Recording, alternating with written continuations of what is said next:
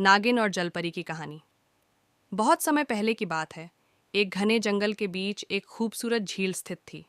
उस झील में दो मित्र रहते थे, एक नागिन और एक जलपरी। नागिन का नाम नंदिनी था और जलपरी का नाम मयूरी था। नंदिनी और मयूरी एक दूसरे की बहुत अच्छी दोस्त थीं और झील के आसपास की सारी खुशियां साझा करती थीं। एक दिन झील के पास एक धनी व्यापारी आया।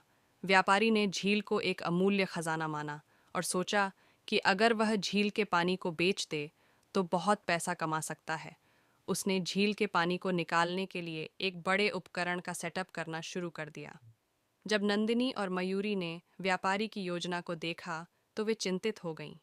झील का पानी नष्ट होने से न केवल उनकी मित्रता पर खतरा था, बल्कि पूरे वन्य जीवन पर भी असर पड़ सकता था। नंदिनी ने मयूरी से कहा, हमें इस व्यापारी को रोकना होगा, वरना हमारी झील और हमारे घर का नाश हो जाएगा। मयूरी ने सोचा और एक योजना बनाई। उसने अपनी जादुई शक्ति से झील के पानी को और भी अधिक चमकदार और आकर्षक बना दिया। जब व्यापारी ने देखा कि झील का पानी और भी सुंदर हो गया है, तो उसने सोचा कि इससे ज्यादा पैसा मिलेगा और वह काम को और तेजी से करने लगा। लेकिन जैसे जैसे व्यापारी ने झील के पानी को निकालने की कोशिश की, नंदिनी और मयूरी ने मिलकर झील के पानी को अपने जादू से वापस भरने का प्रयास किया। वे अपनी पूरी ताकत से झील को बचाने में जुट गईं। अंततः व्यापारी ने देखा कि झील का पानी लगातार बढ़ता जा रहा है और उसने अपने प्रयासों को रोक दिया। व्यापारी ने महसूस किया कि झील की सुंदरता और उसके पानी का मूल्य अनमोल है। उसने झील के पास से हट जाने का निर्णय लिया और वहां से चला गया।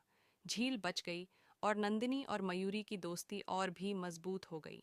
इस घटना के बाद नंदिनी और मयूरी ने मिलकर झील की रक्षा करने का संकल्प लिया और उनकी दोस्ती के कारण झील हमेशा खुशहाल और सुरक्षित रही। वे समझ गए थे कि सच्ची दोस्ती और एकजुटता से किसी भी चुनौती का सामना किया जा सकता है।